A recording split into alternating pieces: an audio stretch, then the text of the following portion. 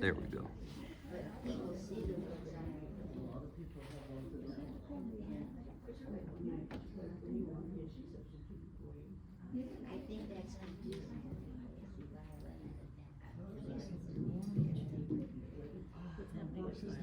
Right. Hello. Good afternoon. Thank you very much for coming today. I'm Robert Buxton. I guess we'll get started. I haven't checked the time. So first, I want to thank Mark and also Wendy for having me here. And let's please give them a big round of applause. This is a beautiful place. I was driving here and it's like Versailles or something. It's incredible, but under construction Versailles. At any rate, I'm going to play classical piano, and it's a bit of an odd program that I'm doing. It's not even a program, it's a project it's turned into. And there's a story behind it. So when the pandemic started, I think we all went through a strange time back then. And I watched this documentary called The Art of Violin. It's a PBS documentary. It's on YouTube, actually, you can find it. And it's concerned with the great violinists of the past, like Jascha Heifetz, Nathan Milstein, Yehudi Menuhin, all of the great violinists of the past. And I was just floored by listening to these geniuses and the repertoire itself. And so I came to my wife and I said, you know, and she's a pianist also, I said, I want to switch instruments. I've made up my mind, I want to be a violinist. And she said, yeah, you could do that, 15 hours a day of practice, and in 10 years maybe you'll be. I said, oh boy, well, we just had our first son, he was 2 months old, and I said, forget about it, I don't have that kind of energy, I'm too lazy. So the next best option I came up with is to learn violin repertoire readapted or arranged for the piano. And as I keep digging, and it continues, that's why I thought it would be one program, but it's turning into multiple. There are many arrangements by very good composers. Liszt, for example, you're going to hear some Liszt arrangements. Ferruccio Busoni adapted a lot of violin music. Sometimes the composers themselves do it. In some cases, there are pieces that are originally written for the piano and then they're played on the violin, and I consider that those count for this project. Because while I play those pieces, I hear, you know, Heifetz in my mind. So I don't know if it sounds like him, but it's a different story. Anyway, I'm going to start with a very heavy and long piece, the heaviest and longest of this program, about 15 minutes. This is the Chaconne in D minor by Johann Sebastian Bach. It's arranged for piano by Ferruccio Busoni, Italian pianist. Around the turn of the 20th century, he did this. So the story behind the Chaconne, which is for a solitary single solo violin, unaccompanied, is that Bach was traveling by foot to hear performances of other musicians. There were no recordings, of course, in the early 18th century. So he would walk to places like Lübeck, where Buxtehude played the organ, and he would absorb other styles by these trips. But he would be away for months at a time. He almost got fired from several church jobs. On a tangent, there are many stories about Bach. He was obsessed with coffee and wrote a cantata based on coffee. He spent a night in prison for pulling a knife on an oboe player. I'm not making this up. But anyway, I'm digressing a little bit. But he came home from one of these trips to find that his first wife had died in his absence. And they had so many children at that time. It was, people had more kids. And the story is that he wrote this Chaconne immediately after that event. And it's, you hear everything. You hear all the stages of grief in this, I think. And we all know those stages of grief as humans, unfortunately. We all know this. And then you hear the sadness, the anger, the denial, the acceptance even towards the end. You hear all of it here. And there's another thing I want to mention, which is that although this is a secular, mournful dance, but it is a dance, a chaconne technically. But although it's a secular form, you can hear a religious component because Bach was a church musician. He was deeply, religious, and you can hear the sound of the Protestant Lutheran hymns in the background, so to speak, of this. So this is a very, very tough piece, so we're going to get this out of the way in a sense first, and good luck to all of us. Bach Chaconne in D minor, arranged by Ferruccio Busoni. You just put it on the floor. Oh, okay. There's no mute button.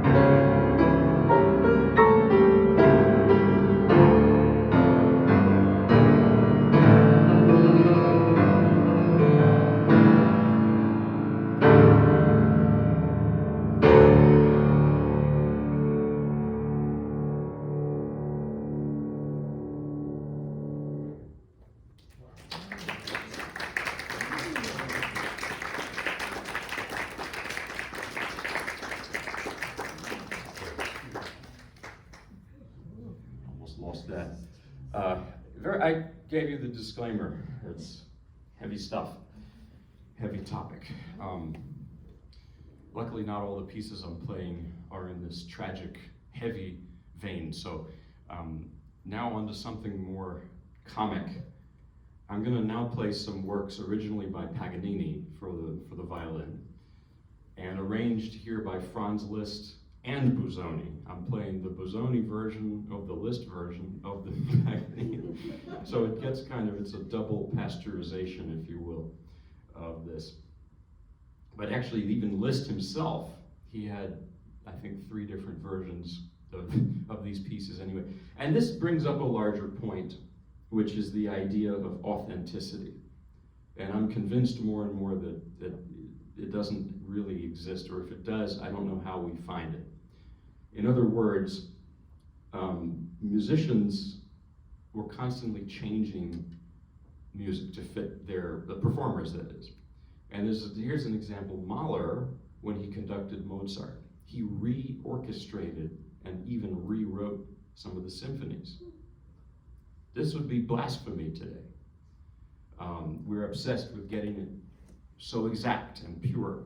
But nobody knew Mozart. I mean, I didn't, So I think both are interesting. I think it's fascinating to look at the Mahler version of Mozart and the Mozart version of Mozart, as this is a reconsideration of the chaconne.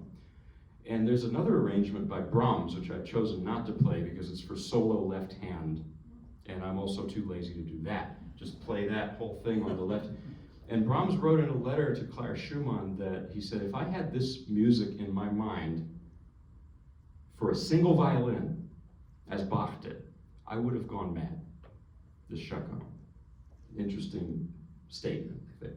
But anyway, back to Paganini. So Paganini lived in the late 18th century, early 19th century. And he was from, what's now Italy. Wasn't Italy at that time. It was city-states, And Paganini's style can't be rooted or treated. It's not rooted in anything. It's sort of his own thing. It's sui generis. And one violinist who I admire and love so much, Ivry Gitlis, who he passed away recently, a few years ago, he said that Paganini was like the Big Bang in music. Funny enough, Paganini is often not taken seriously by some as a composer. But Gitlis points out, he says, look at all the people who used Paganini's music in their own. Rachmaninoff's Rhapsody on a Theme of Paganini. Schumann wrote Paganini variations, pieces. Brahms did. And Gitlis says, if Paganini was good enough for them, he's good enough for us. And I think that's absolutely it. So Paganini, his style, it's sui generis, and it was like this Big Bang. He came onto the scene, the concert scene, like an explosion. He was like a rock star of today. I don't know any rock stars today, but maybe like the Beatles or something. That's not today, but and he was controversial. Some even thought that he was possessed. People said in letters, he's possessed. Even the way he looked, he was very gaunt and had this wiry hair and very, very strange, sharp features, and he played in this crazy way. So, fast forward to the end of Paganini's, life, when he was performing a lot and touring, and Franz Liszt, the young Franz Liszt, hears him. And Franz Liszt was at this point in his life where he was depressed and stuck. He heard Paganini, and the story goes, he locked himself in a room and practiced incessantly for hours a day while reading great literature, Shakespeare, Goethe, becoming, an educated man, Dante also. And emerged several years later as Franz Liszt, the one that we remember now. And the first thing he did in this period was take Paganini's music and arrange it for the piano. And so that's what I'm gonna not play all of the arrangements, but just maybe 2 or 3. We'll see how it goes. So this first one is from one of the 24 Caprices for solo violin. My wife, who's a pianist, I mentioned also, she thinks this is an incredibly stupid piece. She said that all I can hear are our cats going berserk in the middle of the night. There's this passage in particular that it's just like they're chasing each other, and then she says, "Oh, I hear them knocking over a vase or a glass at also." And I told her, I said, "Don't you think it's just comic? You know, it's there's this Italian word scherzando. It means jokingly. You know." She said, "Well, you know, you could have a theory about that, but it just sounds dumb to me." So here it is.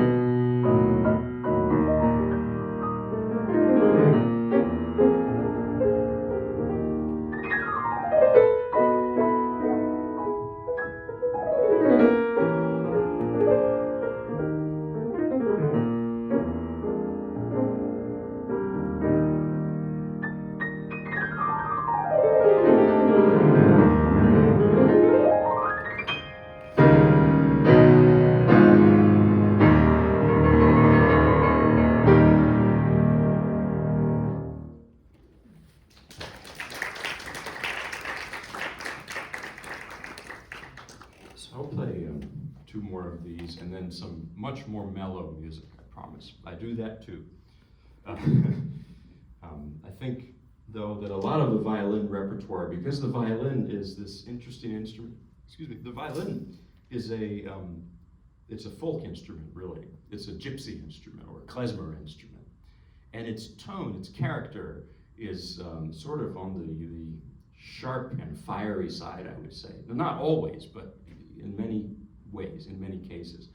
The viola and the cello, they're the predecessors of those instruments are different. They're the viol family, viola da gamba. They're a medieval instrument, and their tone is much more mellow. The violin it's a fiddle. It's the same thing. And so what I'm getting at is that a lot of the repertoire, like Paganini and Bach, it's very punchy, you know. So the next piece is maybe more famous or infamous, and it's called La Campanella. It's drawn from the last movement of Paganini's second violin concerto. And it's a very famous melody or theme here.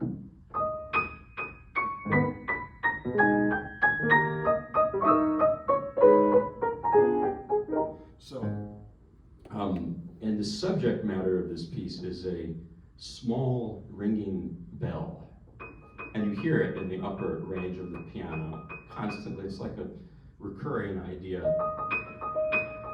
And then there's other imagery that I've had while playing this. I was outside recently doing some yard work, and I heard there was some stupid mosquito or something buzzing in my ear. And I just felt that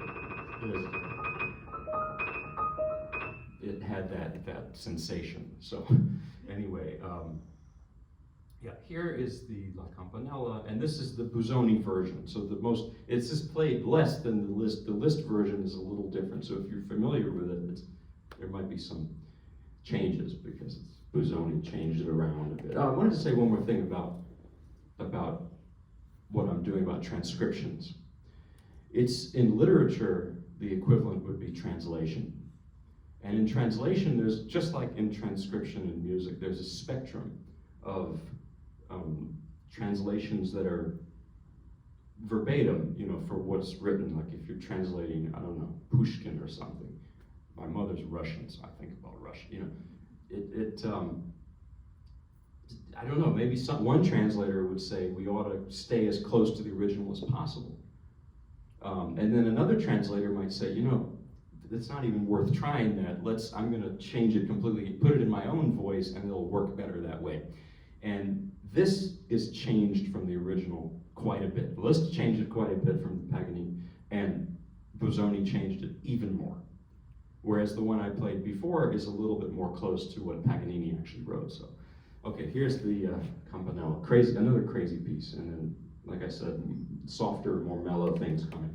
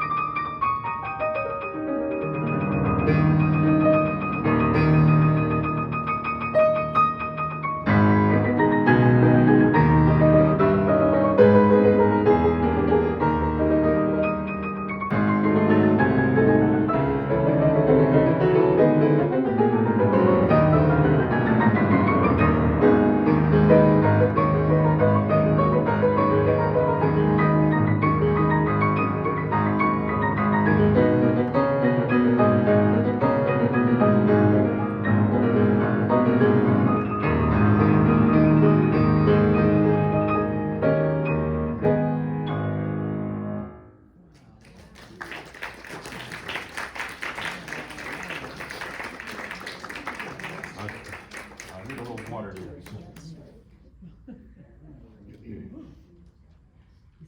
Yeah, burns calories, you know. That's right. Okay. So, one more terrifying one. And then this is very short. This is adapted from the first of the 24 Caprices by Paganini, by Liszt and Busoni. This one is changed almost not at all from the original. The range of the violin is about this much of the piano. And everything else you've heard, you know, they're using the whole range of the piano. But for this one, I guess Liszt and then Busoni didn't change it at all. Busoni wrote it, well, Liszt took the one line of music and he pretty much just put it as his arrangement. Busoni just put the same notes but on two lines of music, so it's a little easier to read, but it's essentially the same thing.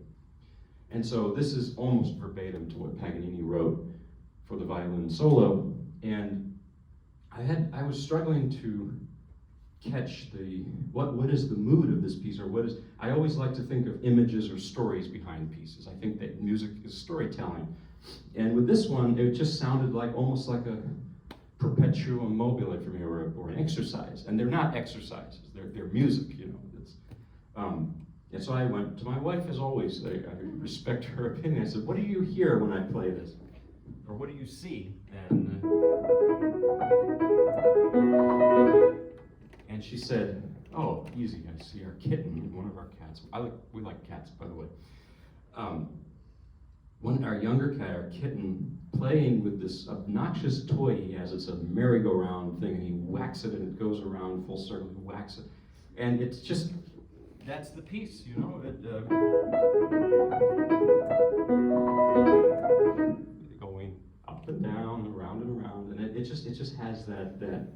quality to it. And I mean, I'm half joking and everything here, but this is, I think that the wit and the sarcasm and the humor are essential to Paganini's style, and I think that that cat image is sort of makes sense for this. So here it is. Do my best. This is just crazy, this piece.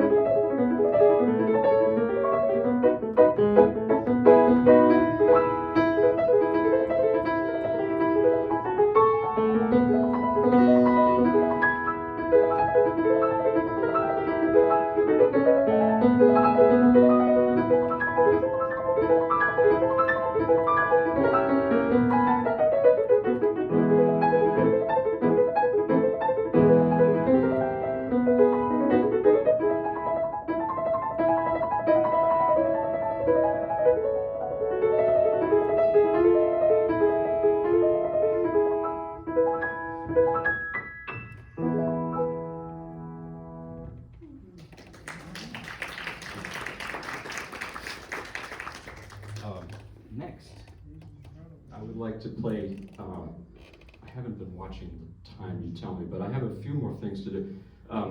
Some short salon pieces, which are very, very different in character from everything you just heard. The first of these is, well, salon is like, this is like a 19th century salon, not a concert hall, more of a room, a more intimate setting like this. So this piece is called Après un rêve by Gabriel Fauré, and it's originally a song for voice, but I don't sing in French nevertheless, so I won't even attempt it. And this is arranged for piano solo by the oddball Australian composer Percy Grainger. Look him up. I hear some, yeah, you know about, oh boy, not a great person either, really, but it's a good arrangement. So it's the only one I could find of this. So this piece, you hear it often on the violin and on the cello, maybe even more so than sung by voice. To me, it sounds very French, but what does that mean? How do we put a nationality to music? Gershwin sounds American, you know. I think it's these sound effects like this, which you did not hear in Paganini. These, you know, you hear these things. And to me, that's like the sauce in French cooking. It's just an atmospheric, yeah, or the sky. And you know, I noticed in France, I went to Paris and I got off the plane, it was a sunny day, but the sky was blurry, like a Monet painting or something. Maybe it's pollution, I don't know. But really, and my mom told me the same thing when she came from Russia in 1980. She was in Vienna for a while, half a year or something, and then she came to New York and she said the sky was different. It was bright. You know, it was Gershwin. It's a different world. And so I don't know, I'm maybe going out on a limb here, but I think that even those geographical things, the weather, and all these things influence the composer, I believe. So anyway, I'm talking too much, I tend to do that. 4A.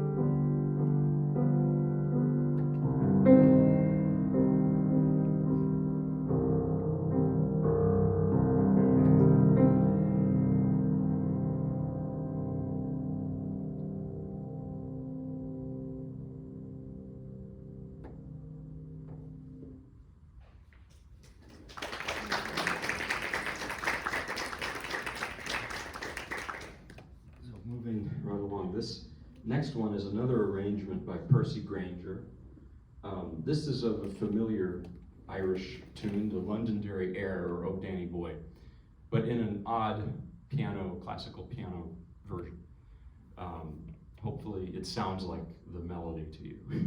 So, and why is this on the violin program? Because violinists will frequently play this on this piece on their programs. So.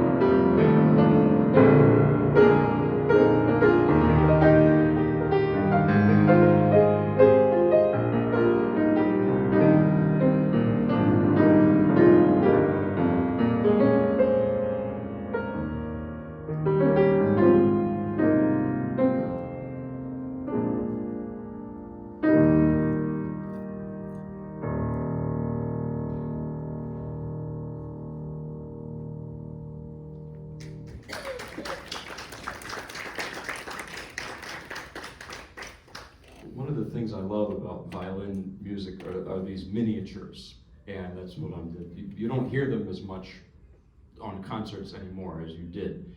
I knew a violinist, I didn't know him very well. I was at a festival that he was at named Aaron Rosand. He passed away several years ago. And he talked about this. I actually did a very good imitation of him. He was funny, I don't think without realizing it. He was always smoking cigars. And he had this way of talking, you know, he would call everybody Shani. And anyway, if you look him up, it sounds like this. So, but he was saying in his accent, you know, he said, young people today, they will play 3 Brahms sonatas on a concert. How boring. I would like to hear 1 followed by maybe 10 or 12 short pieces. I thought I've taken that to heart. I think it's well said. Anyway, next I'm going to play, now we're, I guess, taking a little vacation to Britain, Ireland and Britain. I'm going to play Sir Edward Elgar's Salut d'Amour, Love's Greeting. It's a violin piece originally. He arranged it himself for piano solo, apparently for some extra cash, but that's not a bad reason. It's a great arrangement, don't get me wrong. He wrote it for his fiancée, and so it worked. They were married after that. So, quick story about British composers. They get a bad reputation, unjustifiably. I think maybe British food is not the best, but the music is very good. Well, it depends. I mean, if you like fish and chips, but other than that, I don't know. But Aaron Copland, who I adore, an American composer, you know what he said about, he heard Vaughan Williams' Fifth Symphony, the premiere, and he said, the impression to listening to that was like staring at a cow in a field for half an hour. I mean, that's quite an insult. But, and my Russian teacher hated British composers. He would have killed me if he knew I was playing this, so just don't tell him.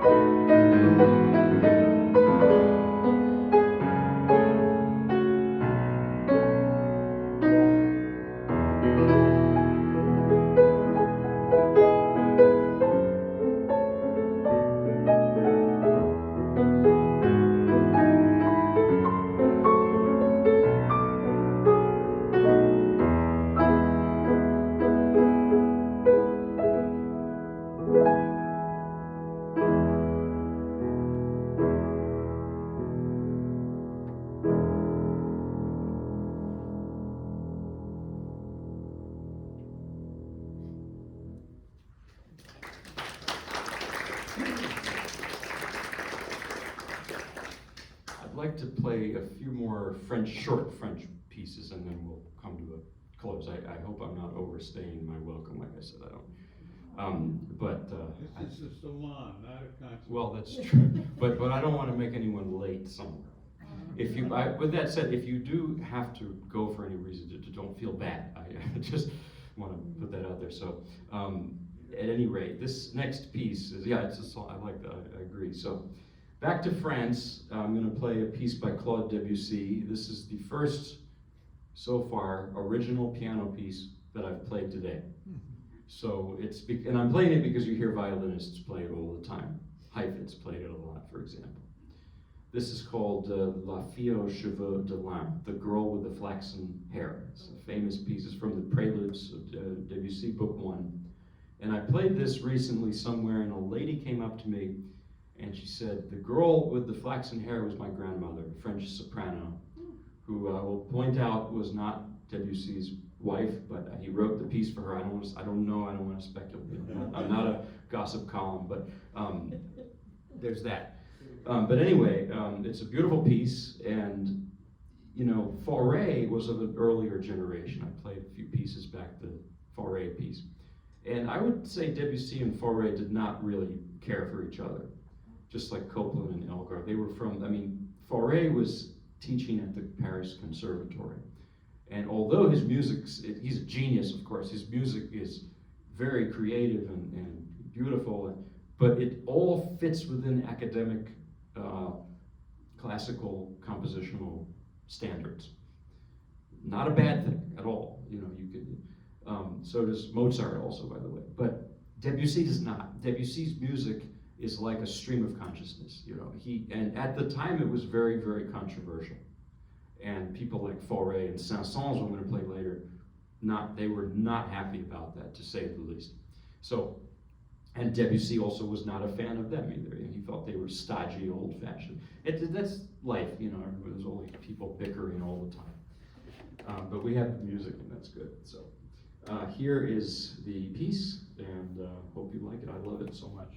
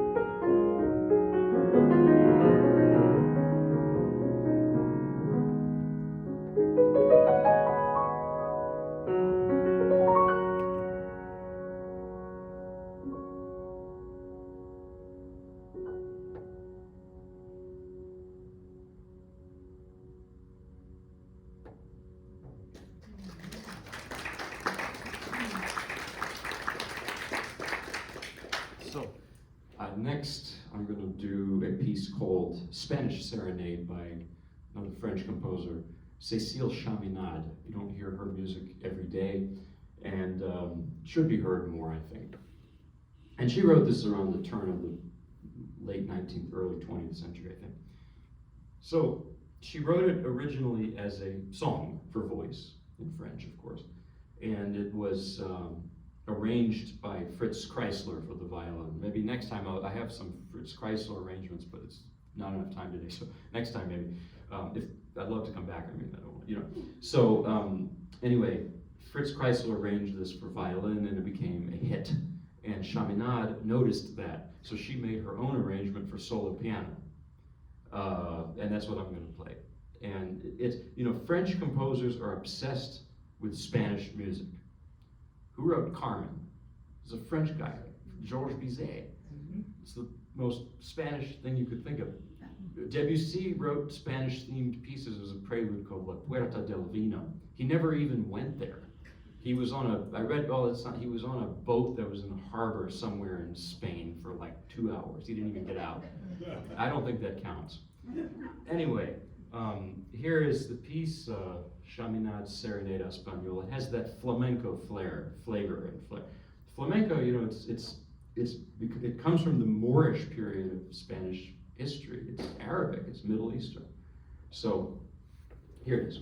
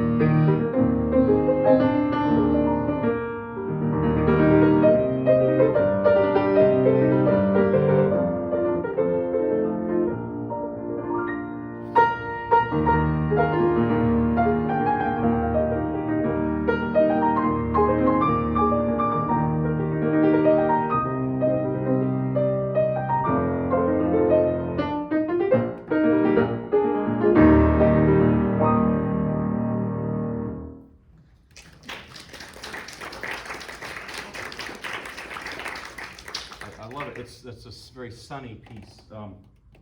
So I would like to conclude today with a piece by Saint-Saëns. And this is originally a piano piece. It's called Étude en forme de valse, study in the form of a waltz. So sort of a waltz, but no, sort of not.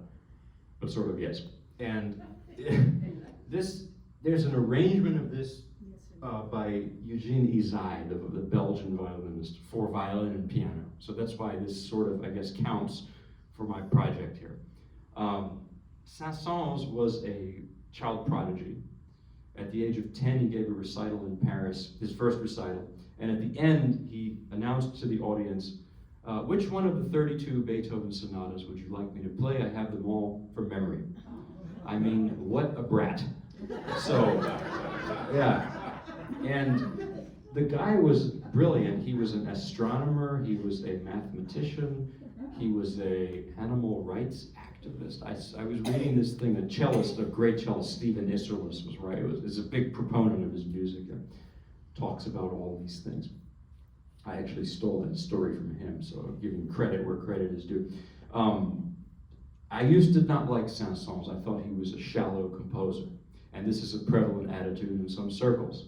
Well, just like Paganini, I think I was so wrong, because Saint-Saëns, there's a lot of comic, farcical things in here. This is almost a campy piece, and if you overlook that, then it doesn't make sense. But I think Saint-Saëns was, like Fauré, everything he did, it fits within the academic compositional rules, which does not mean it's not genius. That's what, it's not a criteria. So anyway, it's very, very flashy and very salon. This is like the typical salon. There's salon painting as well. And I think about salon paintings a lot when playing this. It just has that. So, and you can hear the influence of his friend Franz Liszt too. So here it is, tricky piece, and I'll close with this. And I just want to thank you for coming and for listening and for bearing with my long, rambling thoughts.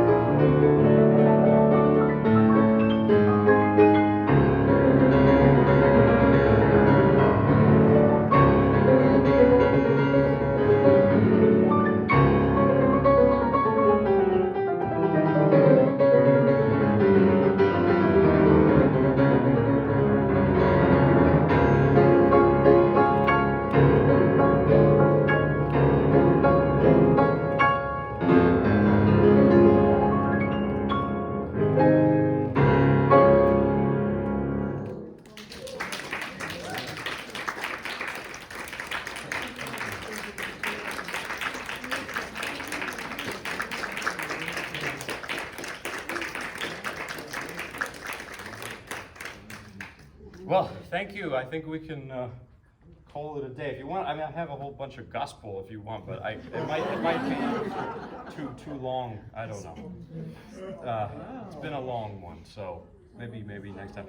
Please, I have a guest book if you'd like to put your email there. I send out my YouTubes like this, so if you want it, yeah, I won't spam you. But thank you very much for coming. Thank you.